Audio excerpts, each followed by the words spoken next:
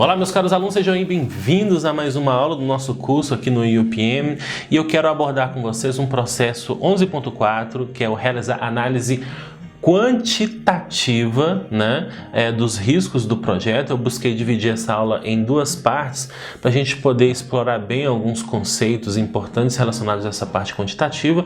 Entre eles, eu quero ressaltar aqui em relação ao objetivo deste processo. Nós temos aí o seguinte, que a proposta desse processo é analisar numericamente o efeito combinado dos riscos individuais identificados no projeto e outras fontes de incerteza nos objetivos gerais do projeto, ok? Então, eu quero agora o seguinte, nesse momento que eu estou fazendo análise quantitativa, qual que é o efeito combinado desses riscos dentro do meu projeto? Na qualitativa, eu busquei fazer a análise individual de cada risco. Agora eu quero que coletivamente, como que esses riscos impactam dentro do meu projeto, tudo bem? E aí, em relação a este processo, eu quero chamar a atenção a algum aspecto especial, que é o seguinte, ele é um processo que não é necessário em todos os projetos.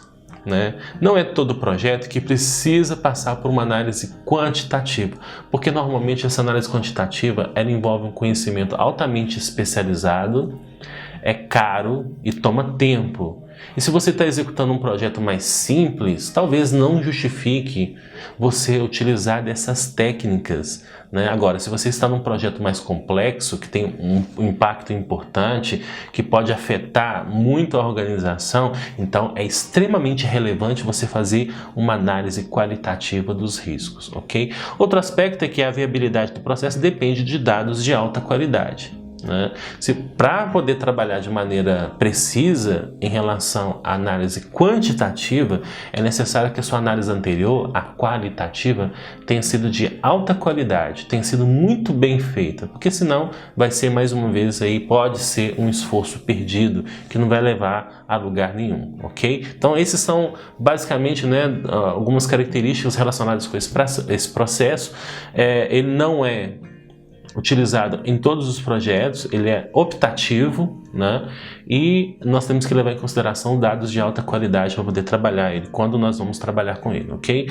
Aqui nós temos aí a visão geral do processo com suas entradas, ferramentas e técnicas, e o resultado final que nós vamos ter aí dentro desse processo. Basicamente a coisa funciona assim, nós passamos por identificação dos riscos, por análise qualitativa dos riscos e agora eu quero fazer uma análise quantitativa dos riscos, ok? Então, os dados de riscos qualitativos, eles são entrada no meu processo e aí eu vou analisar por diferentes prismas, utilizando diferentes ferramentas. Conforme proposto aqui, nós vamos abordar algumas delas e o resultado do processo vai ser justamente essa lista de riscos, já com a análise qualitativa e agora com a análise quantitativa, com a informação do impacto global do risco dentro do meu projeto, dentro dos objetivos do meu projeto, tudo bem?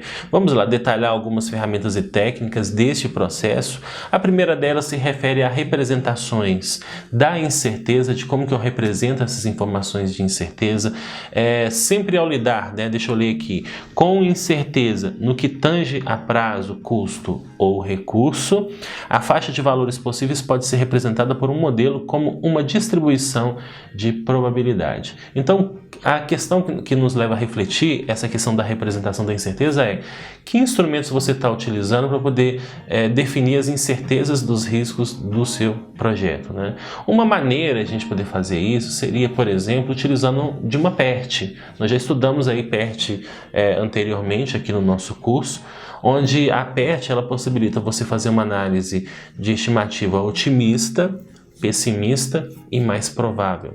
E aí, com base nessa avaliação desses três cenários, nós podemos ter aí um intervalo de tempo que vai permitir com que você tenha mais flexibilidade para lidar com questões associadas com estimativas de orçamento, com estimativas de prazo dentro do seu projeto, tudo bem? Então a incerteza, no caso, ela está representada por meio deste intervalo que pode ser calculado, onde eu posso obter, por exemplo, também informações sobre qual que é o grau geral de exposição a risco que o meu projeto se encontra. Isso pode ser dado por meio da análise de Monte Carlo, E basicamente, né, a análise, a simulação de Monte Carlo é uma análise computadorizada, né, que executa o projeto várias vezes para fornecer uma distribuição probabilística dos resultados calculados, possibilitando a análise de vários cenários possíveis. É como se a gente inserisse esses dados, né, do projeto em relação a estimativas otimistas, pessimistas, mais provável, ok? E aí o computador ele vai simular possíveis cenários, né, diversas vezes. E ele vai te dar ali alguma informação que vai te ajudar a tomar decisões, a entender o grau de exposição a risco que você pode estar sujeito. Então essa técnica, né, pode ser usada para custo ou duração do projeto e te dá essas duas informações, né? Ela requer aí no caso também um software especializado para conduzir a simulação, ok? Existem alguns no mercado que fazem isso. Independe do tamanho do projeto, você pode fazer uma simulação de Monte Carlo para um projeto pequeno ou para um projeto grande, isso é indiferente. O que conta mesmo é a qualidade dos dados, mais uma vez, né, os dados que estão sendo utilizados ali para poder calcular esses cenários, e ajuda a analisar incertezas associadas a modelos que podem ser desenvolvidos aí, por exemplo, no Excel, no MS Project ou no Primavera, ok? Basicamente, né, explicando para vocês assim, de maneira bastante superficial, até mesmo porque o exame PMP não cobra conhecimentos profundos relacionados com a análise de Monte Carlo, com a simulação de Monte Carlo, mas apenas para vocês compreenderem como que funciona isso, né? Então eu tenho aqui, por exemplo, na nossa tela, um diagrama de rede, né, com várias atividades acontecendo. Entre essas atividades nós temos aí um caminho crítico, que são as tarefas A tarefa D e a tarefa G. Repara que é o caminho de maior duração do nosso projeto, justamente levando em consideração a estimativa mais provável. Nós temos aí, por exemplo, na atividade A, né, uma duração mais provável de 8, na atividade D, uma duração mais provável de 15 e na atividade G, uma duração mais provável de 12, ok? Que isso refere, no caso, ao caminho mais longo dentro do meu projeto. Então, quando você vai gerenciar o projeto, você parte do pressuposto que esse é o caminho crítico, que essa é a duração do projeto como um todo, ok? Mas o que pode acontecer? Pode, às vezes, acontecer da atividade A ou D ou G não serem exatamente esses valores, né? Eu posso ter, às vezes a D dura 30, às vezes a G vai durar 9, por exemplo, aqui no meu projeto. Ou então, no caso, né, essas atividades A, D e G, elas podem ter uma duração menor, e aí as outras atividades, né, que têm uma duração maior vão compor um outro caminho crítico. Então, o que a simulação de Monte Carlo ela faz?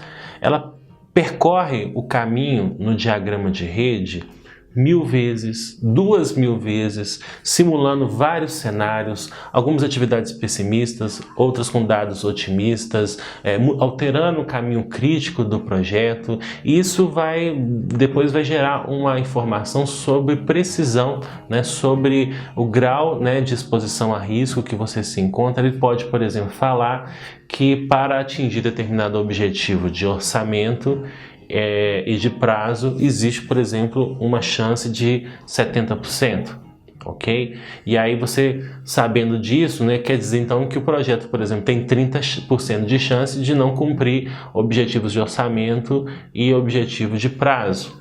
Então você pode eventualmente tomar alguma ação antes, né, que a ideia é tomar decisões antes, né, de iniciar o projeto, de forma a tentar aumentar um pouco mais essa probabilidade. Então isso ajuda muito você a tomar decisões, a conhecer eventualmente o ambiente futuro que você vai enfrentar dentro do projeto e possibilitar um preparo melhor frente a este cenário. Um outro instrumento aí que possibilita analisar dados de riscos, né, globais dentro do projeto é a análise de sensibilidade, e aí essa análise ela ajuda a determinar quais riscos representam maior impacto potencial no nosso projeto, ok? Essa técnica ela busca examinar, né, a extensão com que a incerteza de cada elemento do projeto afeta o objetivo que está sendo examinado quando todos os outros elementos incertos são mantidos em seus valores de linha de base. Então, nós temos assim, por exemplo, uma exposição a risco relacionada a diversos itens, eu procuro congelar alguns e variar um outro, de forma a tentar entender como que é o impacto deste risco dentro do nosso projeto. Então pode ter uma situação em que um determinado risco pode acontecer no meu projeto e ele tem, por exemplo, uma probabilidade de 70%. Então o que eu faço? Eu congelo, né, os outros riscos, eu não mexo na probabilidade deles e eu alterno a probabilidade desse risco. E se não for 70? Se for 80? Né?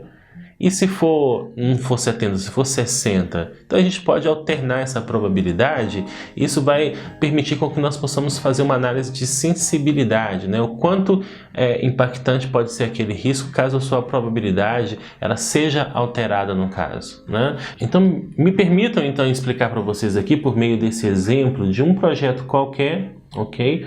Onde nós temos um projeto de duração de 3 anos, né, do ano 0 até o ano 2, em que eu estou investindo R$100 mil nesse projeto, né? E aí uma vez que esse projeto ele é finalizado, né, no 3º ano, ele vai entregar um produto no final. E esse produto ele vai gerar ali também, vai ter uma despesa associada à manutenção dele. Essa despesa prevista, né, durante 10 anos, de R$10 mil ao longo desses 10 anos aqui, compreendendo, né, esse período integral aqui do projeto. O que eu faço aqui, né, para poder a gente fazer uma análise melhor em relação à sensibilidade desse projeto é o seguinte: eu preciso primeiro descontar as despesas. Eu quero saber, por exemplo, quanto que é a despesa futura hoje.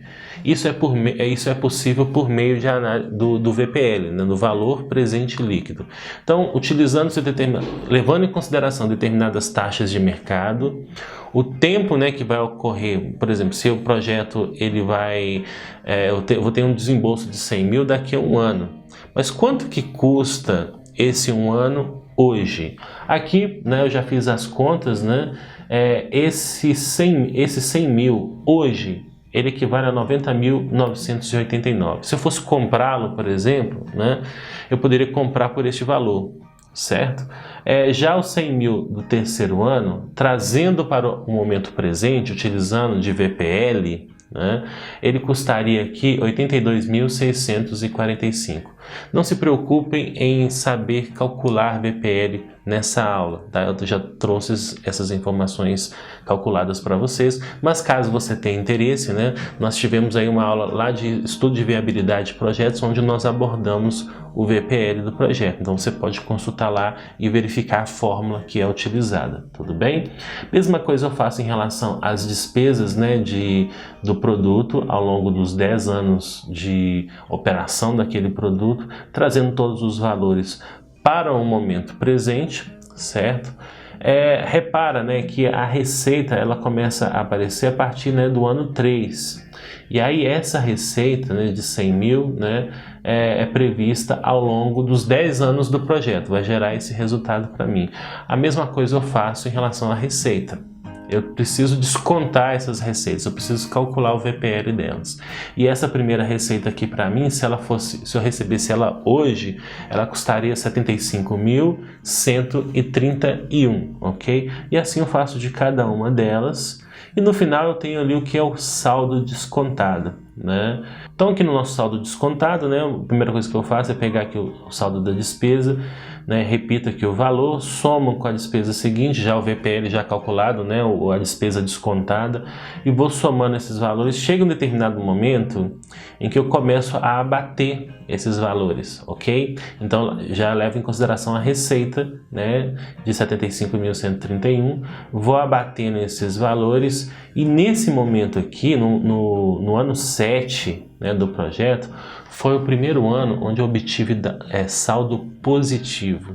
Isso é o que nós chamamos de payback. Também, se você quer saber um pouco mais sobre payback, consulte lá nossa aula sobre viabilidade de projetos, onde nós abordamos este assunto. Então esse é o momento que todos os investimentos foram pagos e o que vier a partir de agora vai ser o que? Resultado para a empresa. Então isso foi aumentando ao longo do tempo e no final, né, esse investimento todo que eu fiz fiz, né, baseado nessas receitas que eu recebi, descontadas, né, me geraram ali, portanto, né, um resultado, um VPL de 183.479. Lembrando que o projeto pode ser considerado viável se o VPL for positivo, né, e entre dois projetos, o que apresentar o VPL maior é um projeto mais interessante para nós, ok? Então fiz essa avaliação, né, baseado nessas informações, e aí a gente precisa fazer uma análise de sensibilidade. Eu estou levando em consideração juros do mercado, custo operacional,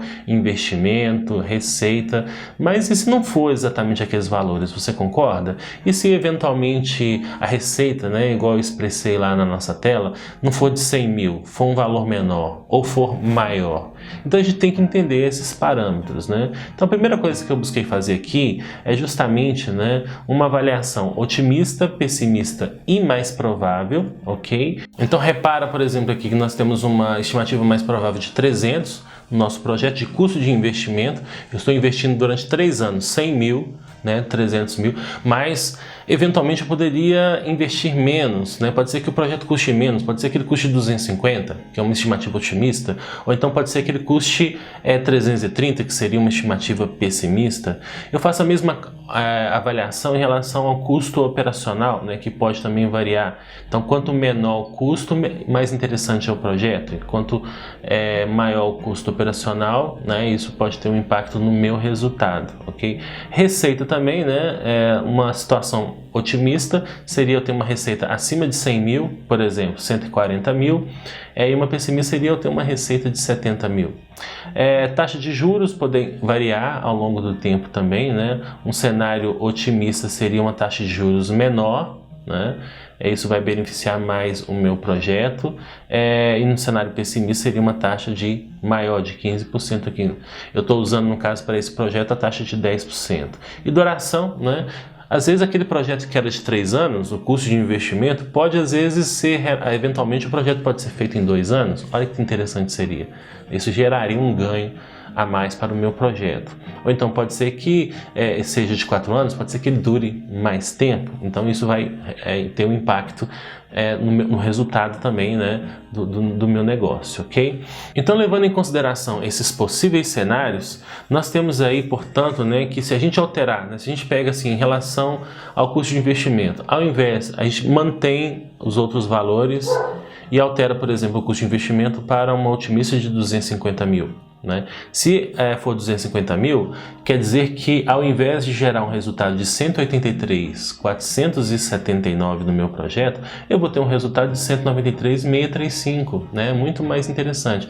Mas se o custo de investimento for de 330 mil, isso de alguma forma vai impactar, né, o resultado do meu negócio, né, reduzindo de 183 para 168. Então, né, eu fiz esse processo de avaliação otimista, pessimista, congelando um determinado valor, alterando, por exemplo, para 250 e congelando os demais. Fiz isso para custo operacional, custo de investimento, duração, taxa de juros e receita. Repara então, pessoal, que a receita, né, ela representa o ponto mais sensível do meu projeto. Qualquer risco que possa impactar positivo ou negativamente a minha receita são riscos que requerem muito a minha atenção, porque ela vai impactar o resultado do meu negócio de 183 mil. No caso aqui, às vezes se tiver algum impacto positivo que aumentar a minha receita, eu posso praticamente, né, mais que dobrar a minha receita. Eu posso chegar a ganhar 386 mil de resultado de VPL dentro do meu projeto. Ou, né, no caso, né, se minha receita ela reduzir, ela cair para 70 mil, isso às vezes representa um impacto, né, no meu resultado, que era de 183 mil, vai cair para 31 mil. Então isso representa, né, um impacto grande para o meu projeto. Então a análise de sensibilidade envolve este processo, este trabalho de entender quais desses parâmetros eles podem afetar mais o nosso objetivo, ok? E aí essa avaliação vai possibilitar você saber, por exemplo, que os riscos que estão associados a receita são aqueles talvez que eu tenho que prestar mais atenção, porque eles têm um potencial de impacto maior no resultado do meu projeto, ok? Para poder representar essa relação da análise de sensibilidade, nós temos o diagrama de tornado. Eu posso pegar essas informações, lançá-las no Excel e vamos ver como ficou aqui no caso, né? Nós temos aqui, né, os 183 mil, né? Aqui bem no centro. Repara, portanto, né, que no topo nós temos justamente a receita, é onde pode ocorrer a maior variação, olha lá, de próximo de 30 mil até 380 e tantos mil, ok? Depois, seguido de taxa de juros, de duração, de custo de investimento e de custo operacional, que representam um impacto pequeno em relação ao resultado, né, do meu negócio, ok? Normalmente nós vamos então, portanto, prestar atenção nos riscos que estão mais no topo do meu tornado. E por que chama de diagrama de tornado? É porque lembra um tornado nessa figura, né? É isso aí então, pessoal. A gente se encontra então na próxima aula. Até mais.